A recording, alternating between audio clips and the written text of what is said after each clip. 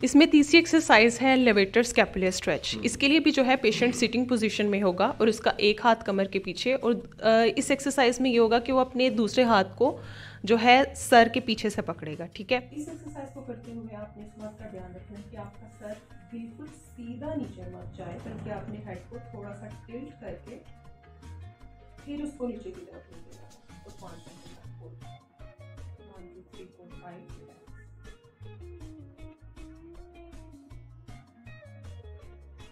अस्सलाम वालेकुम जी, सियालकोट टीवी के साथ आपका होस्ट सप्तान जाफरी आपके पेशे खिदमत है। आजकल जिस तरह से आपको पता है कि जदीद टेक्नोलॉजी की वजह से लोग, बच्चे, बूढ़े, बुज़ुर्ग, जितने भी लोग हैं वो मोबाइल का बहुत ज़्यादा इस्तेमाल करते हैं, जिसकी वजह से बहुत सी ऐसी जिस्मानी बीमारियां बढ़ती हैं।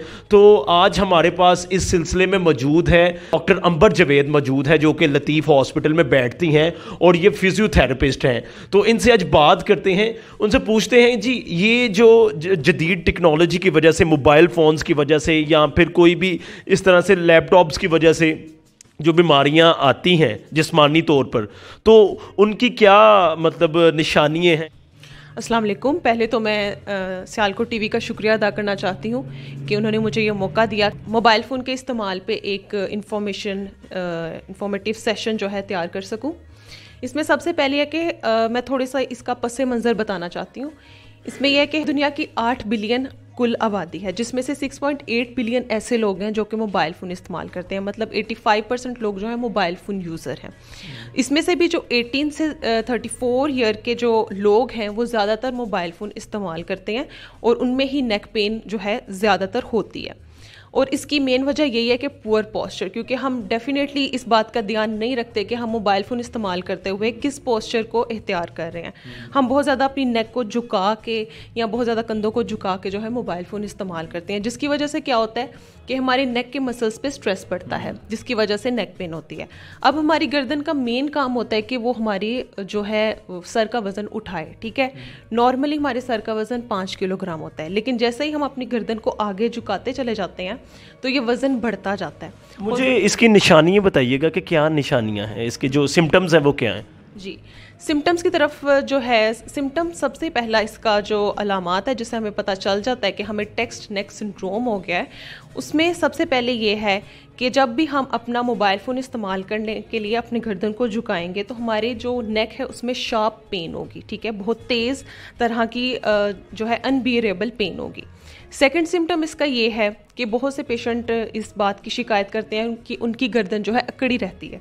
ठीक है, अकड़ाव की वजह यही है कि जब हम 2 या 3 घंटे के लिए लगातार अपना मोबाइल फ़ोन इस्तेमाल कर रहे हैं तो उस पोजीशन की वजह से जो है जब हम अपनी गर्दन उठाते हैं तो जो टेक्स्ट नेक सिंड्रोम की अलामात हैं उसमें पहली अलामत ये है कि जब भी हम अपना मोबाइल फ़ोन इस्तेमाल करने के लिए अपनी गर्दन को झुकाएंगे तो हमें शार्प पेन होगी। ठीक है, और ये पेन इतनी बाज़-औक़ात जो है अनबियरेबल होती है पेशेंट के लिए, और बाज़-औक़ात ये पेन जो है हमारे कंधों में भी आ सकती है, क्योंकि हम ना सिर्फ अपने सर को झुकाते हैं बल्कि हम अपने कंधों को भी स्लाउच पोजीशन में ले जाते हैं, जिसकी वजह से कंधे भी पेन का शिकार होते हैं। उसके बाद जो है गर्दन बहुत ज़्यादा अकड़ी होगी, स्टिफनेस होगी गर्दन में बहुत ज़्यादा, और इसकी मेन वजह यही है कि हम जब अपने मोबाइल फ़ोन इस्तेमाल करने के लिए 2 से 3 घंटे के लिए लगातार सेम पोजीशन में रहेंगे तो उसकी वजह से जो है गर्दन स्टिफ हो जाएगी। और लास्ट सिम्टम इसका ये है कि इसमें सर दर्द भी कुछ पेशेंट्स में देखी जा सकती है। ये ज़्यादा मोबाइल यूज़ करने की वजह से। तो मुझे बताएं कि इससे मतलब इसकी प्रिकॉशंस क्या हैं, किस तरह से एहतियाती तदाबीर हैं, तो कैसे बंदा बच सकता है? एहतियाती तदाबीर में सबसे पहले यही है कि आप ज़्यादा मोबाइल फ़ोन इस्तेमाल करने से गुरेज करें। नहीं, ये तो मिस हो नहीं सकता क्योंकि आजकल तो सब कुछ इसी में ही है। तो उसके अलावा इसकी कोई प्रिकॉशंस बताएं। इसका दुरानियाँ कम कर लें। ठीक है, मोबाइल फ़ोन इस्तेमाल करने का दुरानियाँ कम कर लें अनटिल एंड अनलेस कि आपको बहुत ज़्यादा कोई ज़रूरी काम है। फॉर एग्जांपल कोई IT इंजीनियर या स्टूडेंट हैं, यूनिवर्सिटी स्टूडेंट, जिन्होंने असाइनमेंट या प्रेजेंटेशन वगैरह बनानी होती है मोबाइल फ़ोन पे, तो उनकी मजबूरी होती है कि उन्होंने मोबाइल फ़ोन इस्तेमाल करना है।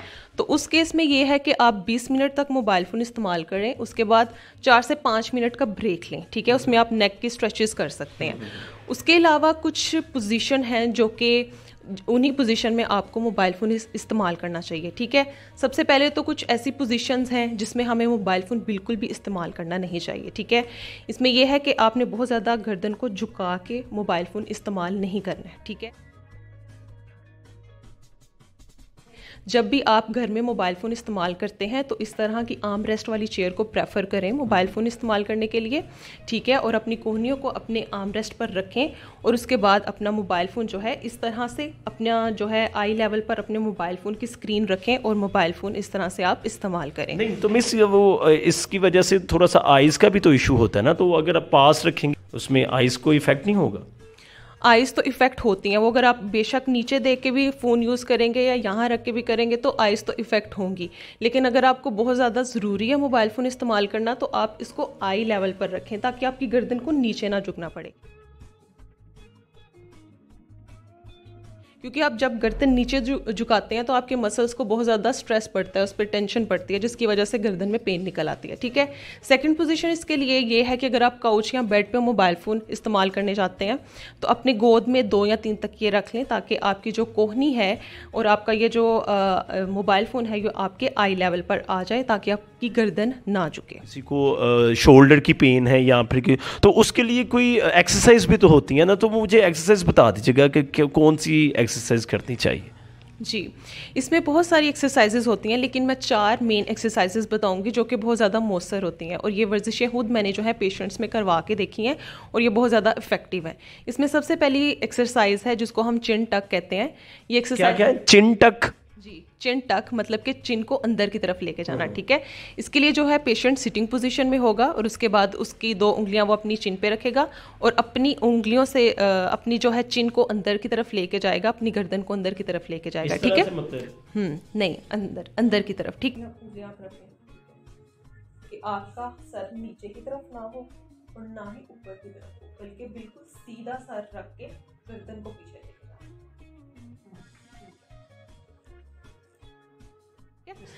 जी, और इसमें ध्यान रखना है पेशेंट ने इस बात का कि वो अपनी गर्दन को नीचे की तरफ ना लेके जाए ना ऊपर की तरफ, बिल्कुल सीधा रख के अंदर की तरफ लेके जाए, ठीक है। उसके बाद 5 सेकंड तक होल्ड करें और ये एक्सरसाइज जो है 5 से 10 दफ़ा रिपीट कर सकते हैं घर में, ठीक है। उसके बाद सेकंड एक्सरसाइज है ट्रेपीजियस स्ट्रेच, ठीक है। ये सारी वर्जिशें जो है पेशेंट घर में खुद भी परफॉर्म कर सकते हैं। तो ट्रेपीजियस स्ट्रेच करने के लिए भी पेशेंट सिटिंग पोजीशन में होगा, उसका एक हाथ जो है कमर के पीछे और दूसरा हाथ जो है वो सर पे रखेगा, सर को पकड़ेगा। उसके बाद वो अपने कान को जो है कंधे की तरफ लगाने की कोशिश करेगा, ठीक है। और इस पोजीशन को 5 से 10 सेकंड के लिए होल्ड करेगा और इसको आप घर में रिपीट कर सकते हैं। ये सर्वाइकल के लिए? जी, सर्वाइकल, क्योंकि इसमें ज़्यादातर नेक पेन ही हम इसमें। तीसरी एक्सरसाइज है लेवेटर स्कैपुलर स्ट्रेच। इसके लिए भी जो है पेशेंट सिटिंग पोजीशन में होगा और उसका एक हाथ कमर के पीछे और इस एक्सरसाइज में ये होगा कि वो अपने दूसरे हाथ को जो है सर के पीछे से पकड़ेगा, ठीक है। इसमें पेशेंट ने ध्यान रखना होता है कि वो अपने सर को जो है बिल्कुल सीधा नीचे ना लेके जाए बल्कि उसको थोड़ा सा टिल्ट करके जो है नीचे लेके जाए, ठीक है। इसके बाद इसको 5 to 10 सेकेंड्स के लिए होल्ड करें, ठीक है, और उसके बाद रिलैक्स। इस एक्सरसाइज को भी जो है पेशेंट 5 to 10 रेपिटेशंस कर सकते हैं घर में। उसके बाद 4th एक्सरसाइज है और लास्ट एक्सरसाइज है स्कैपुलर स्क्वीज़, ठीक है।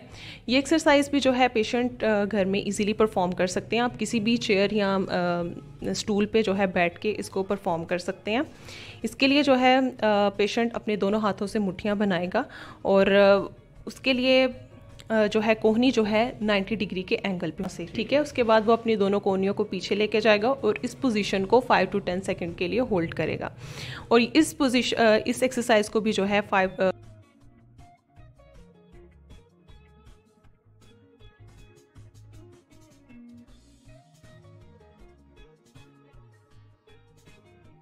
नहीं मिस, ये बताइएगा, ये जो आपने चारों एक्सरसाइज बताई हैं ये इकट्ठी करनी है कि लहदा से भी कर सकते हैं? आप एक के बाद एक एक्सरसाइज कर सकते हैं और दिन में 3 दफ़ा कर सकते हैं। अगर आपको टेक्स्ट नेक सिंड्रोम हो गया है, डॉक्टर ने कंफर्म कर दिया है, तो उसके बाद ये एक्सरसाइज आप घर में कंटिन्यू कर सकते हैं। ठीक है, तो ये कितनी देर बाद पता लगेगा कि ये फ़र्क पड़ रहा है या फिर जो मेडिकली टर्म्स में कितनी देर तक फ़र्क पड़ जाता है? 1 से 2 हफ्ते में फ़र्क पड़ जाता है पेशेंट को, लेकिन अगर ये पेशेंट की कंडीशन पे डिपेंड करता है। अगर बहुत ज़्यादा सर्वाइकल के अलावा उनके जो वर्टिब्रा पे उस पर इफेक्ट नहीं हुआ तो 1 से 2 हफ्ते में जो है इसमें फ़र्क पड़ जाएगा। जी, बहुत शुक्रिया, थैंक यू सर। अंबर जावेद सियालकोट में लतीफ़ हॉस्पिटल में बैठती हैं और ये फिजियोथेरेपिस्ट हैं और जो लोग जिनको इश्यूज़ हैं फिजियोथेरेपिस्ट के रेलेवेंट, आप ये यहाँ पे आएँ लतीफ़ा हॉस्पिटल में और मिस अंबर के साथ आप कांटेक्ट कर सकती हैं। So thank you so much. देखते रहिए सियालकोट टीवी। इसी तरह से आपके पास हम लोग लेके आएंगे लेटेस्ट और informative videos. So thank you so much. देखते रहिए सियालकोट टीवी।